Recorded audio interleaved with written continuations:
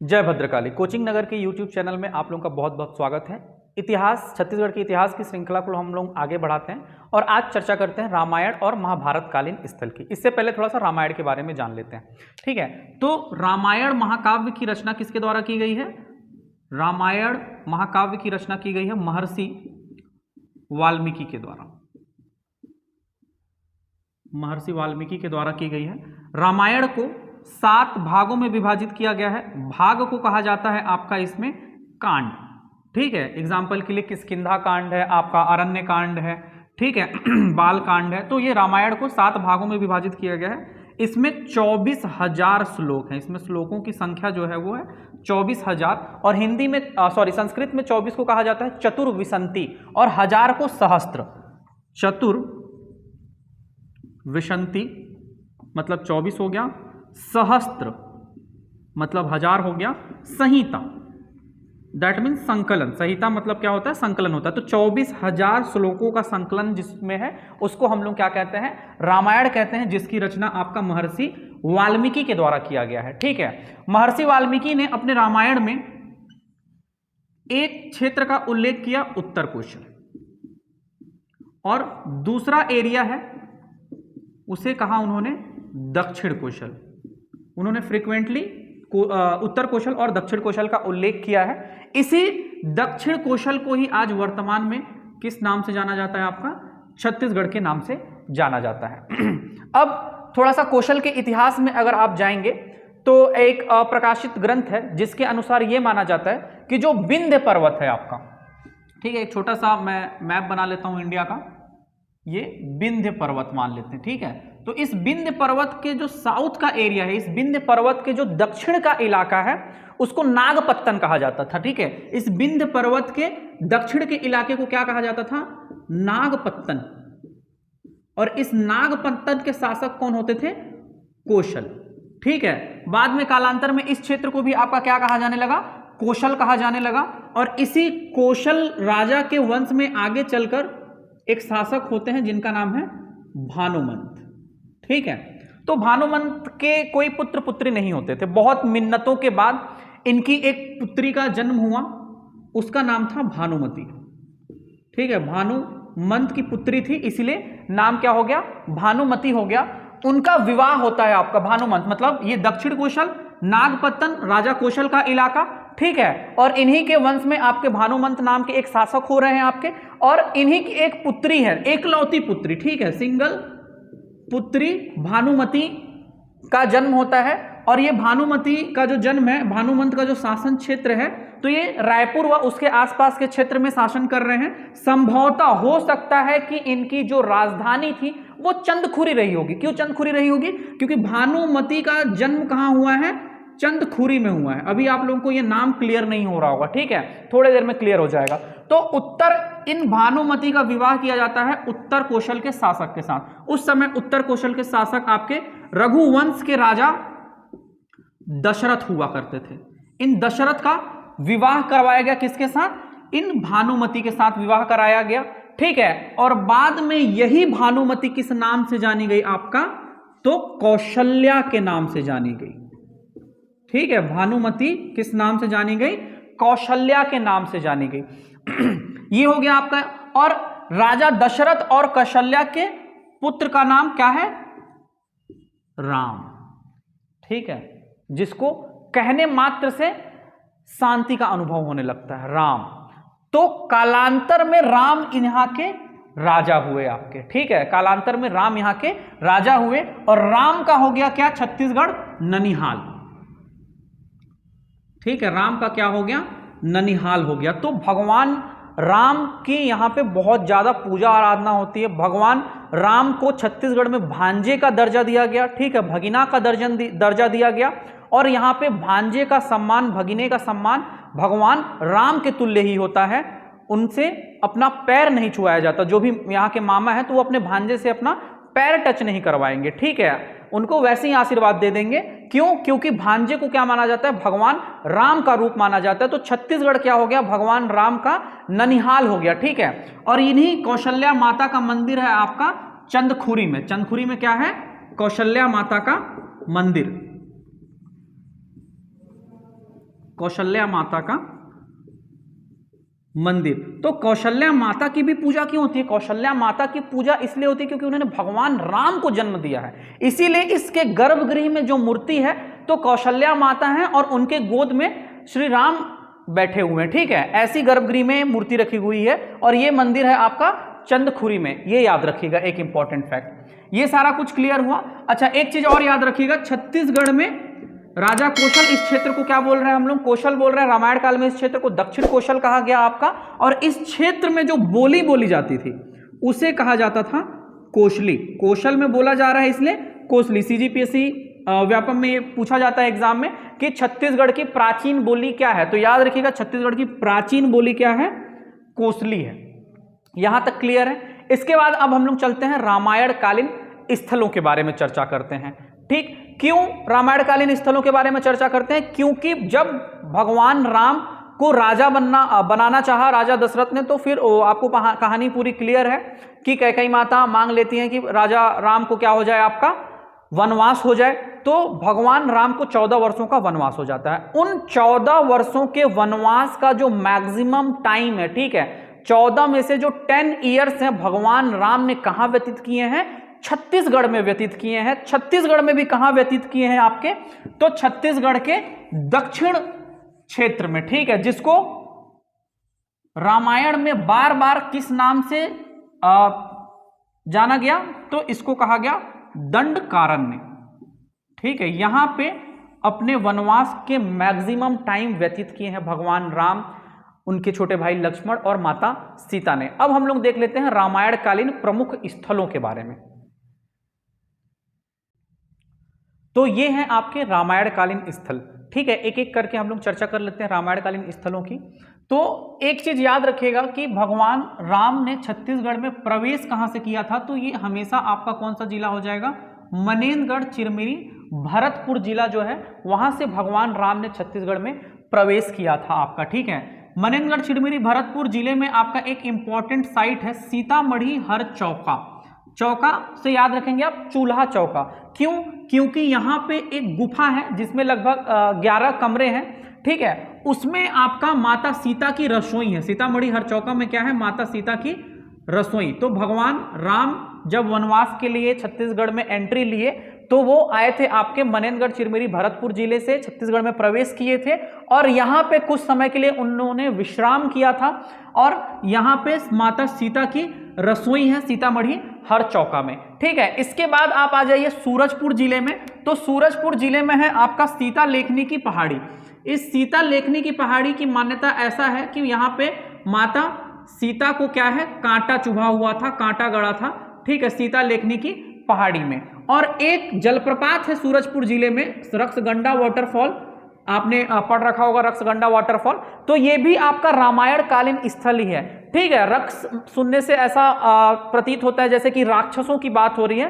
तो इस क्षेत्र के जितने भी राक्षस थे उनको मार करके उनका ढेर लगा दिया था भगवान राम और भगवान लक्ष्मण के द्वारा। ठीक है, और उस ढेर को ही रक्सगंडा कहा गया। ठीक है, यहाँ पे रिहंद नदी जो है आपका एक वाटरफॉल बनाती है। ठीक, इसके बाद आ जाइए आप सरगुजा जिले में। सरगुजा जिले का जो रामगढ़ है ये अति महत्वपूर्ण स्थल है। ठीक है, रामगढ़ में आपकी कई सारी जो पॉइंट्स है, रामगढ़ का जो कई सारा पॉइंट्स है वो आपका रामायण कालीन स्थल है। जैसे कि यहाँ पे कहा जाता है कि भगवान राम और सीता ने विश्राम किया था। एक गुफा है सीता बेंगरा की गुफा।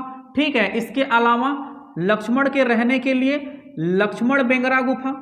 ठीक है, और फिर भगवान राम ने जहां पे शिव जी की पूजा अर्चना की वो जगह आपका महेशपुर के नाम से विख्यात है। रिहंद नदी के तट पे स्थित है महेशपुर, सरगुजा जिले में स्थित है। तो सरगुजा जिले के दो इंपॉर्टेंट साइट्स हैं, एक है आपका रामगढ़ की पहाड़ी जहां पे सीता बेंगरा लक्ष्मण बेंगरा की गुफा है, और दूसरा हो गया महेशपुर। ऐसी मान्यता है कि भगवान राम लक्ष्मण ने यहाँ पे महेश यानी कि शिव जी की पूजा अर्चना की थी। ठीक है, कालांतर में यहाँ पे महेशपुर में राजाओं के द्वारा कई सारे मंदिर वंदिर भी बनवाए गए हैं, बहुत ही इंपॉर्टेंट पुरातात्विक स्थल है।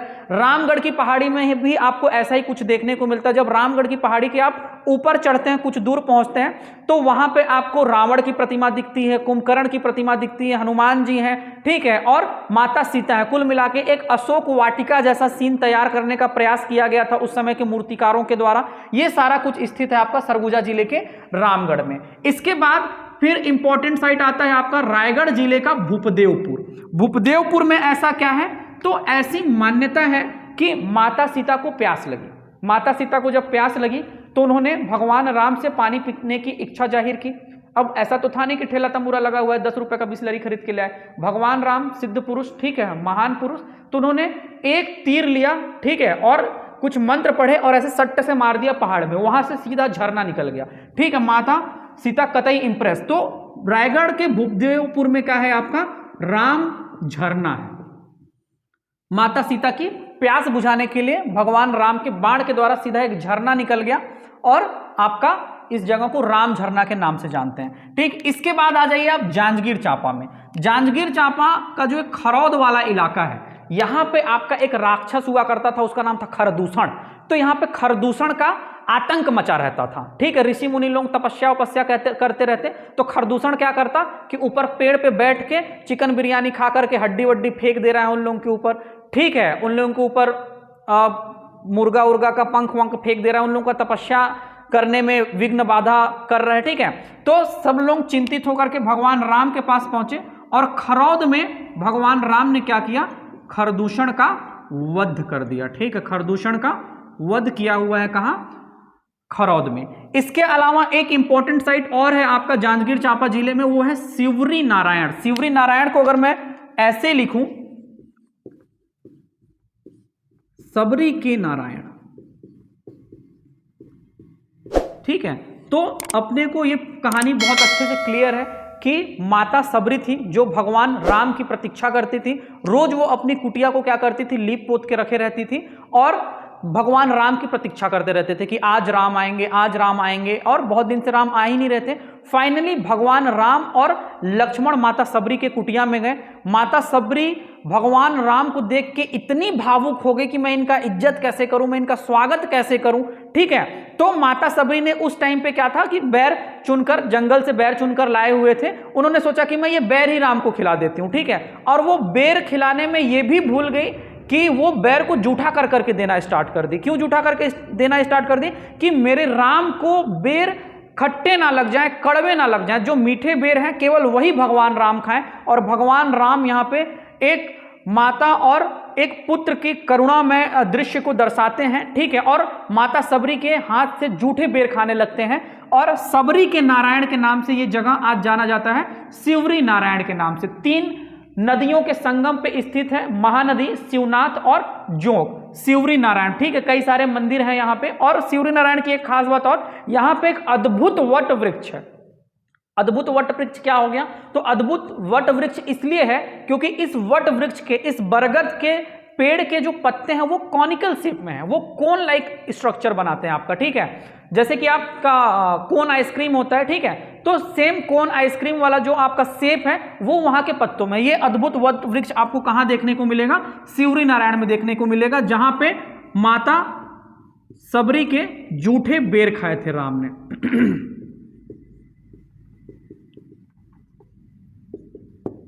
ठीक, इसके बाद फिर आ जाइए आप धमतरी। धमतरी का सिहावा, ठीक। धमतरी के सिहावा में सप्त ऋषियों में से एक, 7 महान ऋषियों, सप्त ऋषियों में से एक है आपके श्रृंगी ऋषि।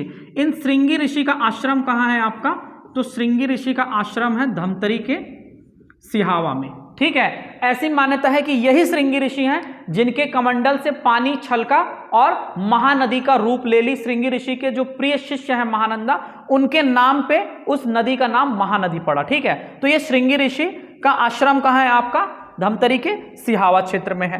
फिर इसके बाद भगवान राम, लक्ष्मण और माता सीता आकर के निवास करने लगे कहाँ, कांकेर के पंचवटी में। 5 वट वृक्षों का समूह जहां पे अपने वनवास के दौरान भगवान राम निवास किए थे, ठीक है, तो पंचवटी।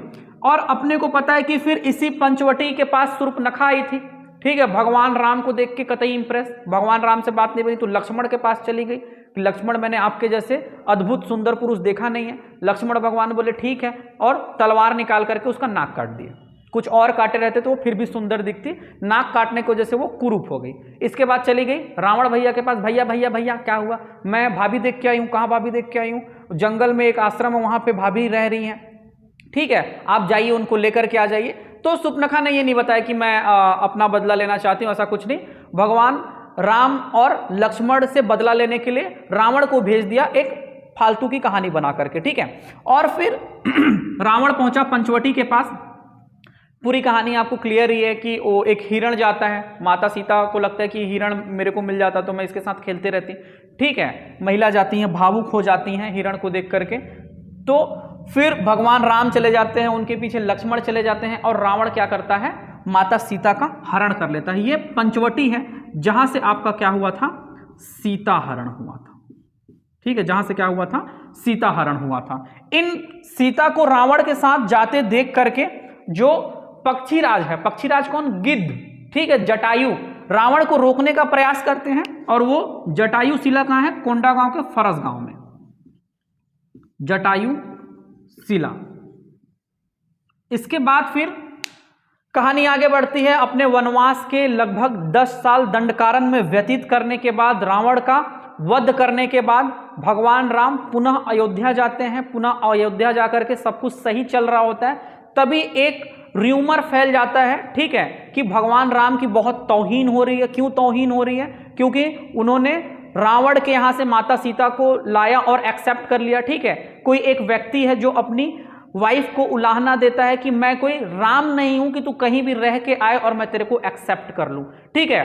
तो इसके वजह से माता सीता ने खुद ही अयोध्या का त्याग कर दिया, ठीक है। भगवान राम से अनुमति लेकर के माता सीता अयोध्या का त्याग कर देती हैं। और माता सीता अयोध्या का त्याग करने के बाद कहां जाती हैं, वाल्मीकि ऋषि के आश्रम में। ये वही वाल्मीकि हैं जिन्होंने रामायण महाकाव्य की रचना की है।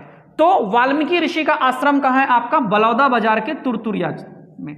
बलौदा बाजार जिले में क्या है आपका, तुरतुरिया है, जहां पे आपका वाल्मीकि ऋषि का आश्रम है।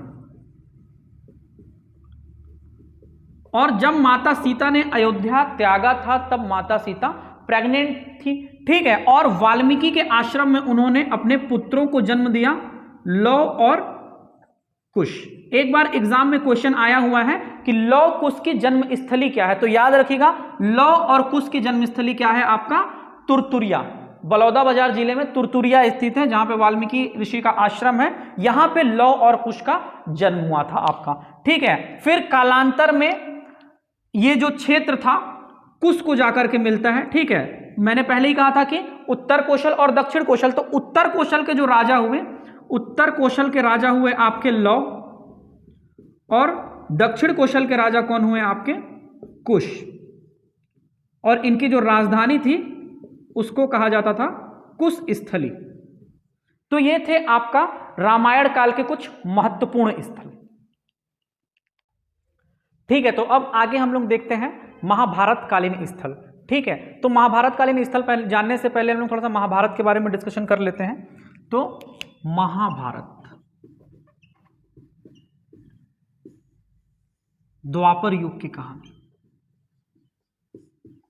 अधर्म पर धर्म की विजय की कहानी, ठीक है। महाभारत को पहले प्राचीन नाम क्या है महाभारत का, तो विजय से संबंधित ग्रंथ होने के कारण इसे जय संहिता भी कहा गया। इसका प्राचीन नाम आपका जय संहिता भी था। महाभारत में 1 लाख से भी ज़्यादा श्लोक हैं, श्लोकों की संख्या जो है 1 लाख से भी ज़्यादा है। इसीलिए इसे कई बार सतसहस्त्र संहिता भी कह देते हैं। सतसहस्त्र संहिता, महाभारत को सतसहस्त्र संहिता भी कह दिया जाता है, ठीक है। ऐसा माना जाता है कि महाभारत की रचना किसके द्वारा की गई है, तो महाभारत की रचना की गई है वेद व्यास के द्वारा। वेद व्यास ने नरेट करना स्टार्ट किया, भगवान गणेश आए, लिख दिए। हमको इतने सारी चीज़ों में नहीं जाना, हमको बस जो प्रमुख स्थल है छत्तीसगढ़ में महाभारत काल से संबंधित उनको थोड़ा सा देख लेते हैं, ठीक है। तो ये महाभारत के बारे में हो गया। अब कौन कौन से प्रमुख स्थल हैं, तो एक है आपका गुंजी। गुंजी का जो प्राचीन नाम है वो है दमऊ दरहा, ठीक है। गुंजी कैसे महाभारत कालीन स्थल हो गया? तो पंडित लोचन प्रसाद पांडे ने महाभारत का अध्ययन किया, ठीक है, महाभारत की स्टडी की। महाभारत की जब स्टडी की तो उनको एक जगह मिला महाभारत में ऋषभ तीर्थ नाम का, ठीक है। और ऋषभ तीर्थ के बारे में लिखा गया था कि जो कोई व्यक्ति यहाँ पे ऋषभ तीर्थ में आकर के 3 दिन स्नान करके आपका जब तप करेगा उसका वाजपेय यज्ञ सफल होगा, ठीक है। तो पंडित लोचन प्रसाद पांडे ने बताया कि ये जो ऋषभ तीर्थ है महाभारत का वो कोई दूसरा स्थल नहीं है, ये गुंजी दमाऊ दरहा ही है जो ऋषभ तीर्थ के नाम से महाभारत में वर्णित है, ठीक है। तो गुंजी दमाऊ दरहा पंडित लोचन प्रसाद पांडे के अनुसार। इसके बाद फिर जांजगीर चांपा में एक जगह है भीमा तालाब। ऐसी मान्यता है कि भीम एक फावड़ा लिए और एक तालाब बना दी, भीम ही ऐसा कर सकते थे, ठीक है। तो जांजगीर चांपा में एक जगह है भीमा तालाब, ठीक। फिर कहानी आगे बढ़ेगी आपका। तो ये जो सिरपुर है, सिरपुर के बारे में कहा जाता है कि सिरपुर का प्राचीन नाम हुआ करता था चित्रांगदपुर, ठीक है। सिरपुर का प्राचीन नाम क्या हुआ करता था? चित्रांगदपुर हुआ करता था। और सिरपुर या चित्रांगदपुर के जो शासक थे वो थे भब्रुवाहन। अब बोलेंगे गुरुजी भब्रुवाहन को तो हम लोग सुने ही नहीं है महाभारत में, भब्रुवाहन कहाँ था? भब्रुवाहन कौन है? जो महान धनुर्धर है ना अर्जुन, उन्हीं का पुत्र है भब्रुवाहन, जो कहाँ रूल करता था? चित्रांगदपुर से शासन करता था, ठीक है। एक तो ये हो गया। ये भी कहा जाता है कि सहदेव द्वारा जो विजित क्षेत्र था, ठीक है, जिसे प्राक कौशल कहा गया। महाभारत काल में छत्तीसगढ़ को क्या कहते थे? तो छत्तीसगढ़ को प्राक कौशल कहते थे। और ये प्राक कौशल जो था वो किसके द्वारा विजित था? तो पांडवों के एक भाई सहदेव द्वारा, ठीक है। सहदेव ने इस क्षेत्र पे विजय स्थापित की थी। तो ये हो गया आपका सिरपुर हो गया। फिर खल्लारी, खल्लारी कैसे छूट सकता है? खल्लारी में है, खल्लारी का जो प्राचीन नाम हुआ करता था आपका, खल्लारी का प्राचीन नाम है खल्लवाटिका, ठीक है। इसी खल्लवाटिका में दुर्योधन पांडवों को मारने का षड्यंत्र रचता है और वो क्या बनवाता है? लाखागृह बनवाता है, ठीक है।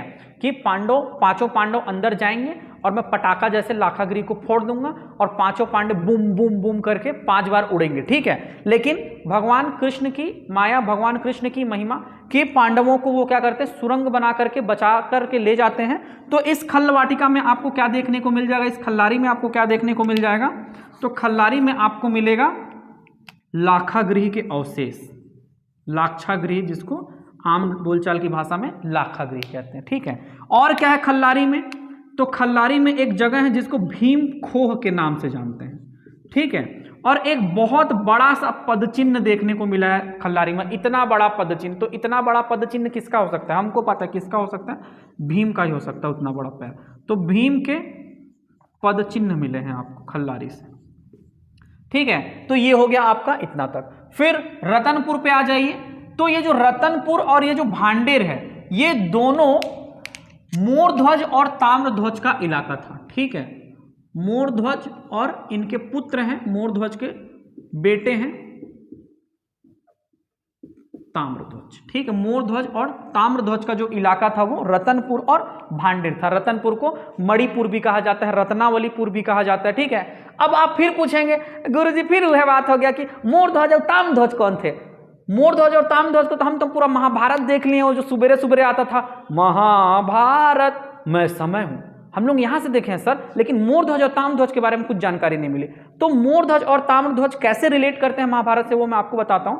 तो जब ये महाभारत खत्म हुआ, ठीक है, कौरवों की सेना पराजित हो गई, तो भगवान कृष्ण ने सुझाव दिया कि एक काम कीजिए धर्मराज, जो कि बड़े भाई हैं युधिष्ठिर, धर्मराज युधिष्ठिर, अब आप शासक बनने से पहले एक बार अश्वमेध यज्ञ कीजिए, ठीक है। अश्वमेध यज्ञ एक बार यूपीएससी में भी क्वेश्चन पूछा गया कि अश्वमेध यज्ञ में क्या होता है। तो अश्वमेध यज्ञ में क्या होता है कि एक घोड़ा रहता है, ठीक है, एक अश्व रहता है जिसकी पूजा अर्चना करके उसको छोड़ दिया जाता है। उसके गले में एक आपका तख्ती लगा दी जाती है कि ये घोड़ा फलाने राजा से बिलोंग करता है और ये चक्रवर्ती सम्राट फलाने राजा का है, ये कहीं भी विचरण कर सकता है। यदि आप इस घोड़े के निर्बाधा पूर्वक विचरण में बाधा बनते हैं, ठीक है, तो आप या राजा को चुनौती देते हैं, आपको राजा को राजा से युद्ध करना पड़ेगा, ठीक है। इसके लिए प्रॉपर घोड़े के पीछे पीछे पूरी सेना चलती थी। तो युधिष्ठिर ने क्या किया, आपका सेना लगा दी और जिस क्षेत्र में भी घोड़ा जाए और वो क्षेत्र अपने साम्राज्य में शामिल हो जाए, इसके लिए अर्जुन को भेज दिया कि अर्जुन जाओ, देखो कहीं कुछ दिक्कत होती है तो तुम सॉल्व कर लेना, ठीक है। अर्जुन को भेज दिए युधिष्ठिर। और वो घोड़ा चाहे तो अभी कोचिंग नगर के यूट्यूब चैनल में आ सकता है, ठीक है। उसको पढ़ने से अगर मैं रोक दिया, इसका मतलब कि मैंने राजा को चैलेंज कर दिया और मेरे को युद्ध लड़ना पड़ेगा उस राजा के साथ। तो अर्जुन उस घोड़े को लेकर के घूम रहा है, ठीक है। तभी एक बच्चा टाइप का एक बालक उस घोड़े को रोक देता है और उसके गले में तख्ती पड़ता है। अच्छा ये तो अच्छा चैलेंज करना है, अभी चैलेंज कर देते हैं, चलो राजा को चैलेंज कर दिए। अर्जुन बोलते हैं, ए बालक, तेरी इतनी हिम्मत हो गई, ठीक, तू महाराज युधिष्ठिर को चैलेंज कर रहा है। मैं महाराज युधिष्ठिर का छोटा भाई अर्जुन, ठीक है, महान धनुर्धर, तेरे को 1 सेकंड में निपटा दूंगा। तो ये जो घोड़ा रोकने का काम किया था, घोड़ा पकड़ने का काम किया था, किस बालक ने किया था, ताम्रध्वज ने किया था। घोड़ा पकड़ लिया, ठीक है। तो वो अर्जुन को बोला, ठीक है, आपके साथ युद्ध करना है, 2 मिनट में खत्म कर देते हैं, ठीक है। धाएं धाएं अर्जुन तीर मार रहे हैं, अर्जुन के तीर को डिस्ट्रॉय कर दे रहा है, तोड़ फाड़ के फेंक दे रहा है। और अपना तीर मारा तो अर्जुन बेहोश हो गए, मूर्छित होकर के पड़ गए अपने रथ पे। तब तक ये ताम्रध्वज घोड़ा लेकर के कहां पहुंच गया, मोरध्वज के पास। पापा मैं घोड़ा लेके आ गया हूं, ठीक है। किसका घोड़ा लेकर आ गया, महाराज युधिष्ठिर का घोड़ा लेकर के आ गया। तो जब अर्जुन को पुनः होश आया, ठीक है, तो उन्होंने भगवान कृष्ण को तत्काल रूप से याद किया। भगवान कृष्ण प्रकट हुए, बोले कि मेरे से बड़ा भक्त आपका कौन हो गया जिसने मुझे पराजित कर दिया, ठीक है। तो भगवान कृष्ण ने बोला, देखना चाहते हो? तो बोले हाँ मैं देखना चाहता हूं। तो भगवान कृष्ण और अर्जुन चुटकी बजाए और बन गए साधु, और यमलोक से व्हाट्सएप करके किसको बुला लिए, यमराज को बुला लिए कि तुरंत हाजिर होइए, ठीक है। एक माया रचनी है, और यमलोक से यमराज को क्या बना दिए, शेर बना दिए, सिंह बना दिए, लॉयन बना दिए। और ये तीनों व्यक्ति कहां पहुंच गए, आपका मोरध्वज के पास पहुंच गए। और मोरध्वज को जाकर के बोला, दोनों साधुओं ने, जो कि कृष्ण और अर्जुन हैं, उन्होंने साधुओं का रूप धारण किया हुआ। दोनों साधुओं ने कहा कि हमारे शेर को भूख लगी है। बोले कौन सी बड़ी बात है, आपके शेर को भूख लगी, तुरंत नॉनवेज मंगा देते हैं। क्या खाएगा, फ्राइड खाएगा, तला हुआ खाएगा, रोस्ट खाएगा, क्या खाएगा आपका शेर? बोले कि ये आपका शेर जो है ये आपके पुत्र का मांस खाएगा। काफी सोचने विचारने के बाद मोरध्वज की वाइफ पद्मावती, ठीक है, इन्होंने एक्सेप्ट किया कि ठीक है हमारे पुत्र का मांस खाएगा। तो ये क्योंकि दानवीर है, ठीक है, दानशीलता का एग्जाम्पल सेट करना है आपका, तो इन्होंने अपने पुत्र को दान कर दिया। अभी कहानी खत्म नहीं, बोले कि आप राजा मोरध्वज और रानी पद्मावती जब अपने पुत्र को काटेंगी आरी से, ठीक है, उसके बाद शेर उस मांस का भक्षण करेगा। तो ये अपने आप में बड़ा हैरान कर देने वाला दृश्य है कि माता पिता अपने पुत्र को क्या कर रहे हैं, आरी से काट रहे हैं, ठीक है। फिर वो छद्मवेशी जो शेर है वो उस मांस का भक्षण करेगा, ये पूरी कहानी। तो ताम्रध्वज और पद्मावती अपने पुत्र को आरी से काटते हैं। काटते के जैसे ही काटना स्टार्ट करते हैं, सारे लोग अपने ओरिजिनल रूप में आ जाते हैं।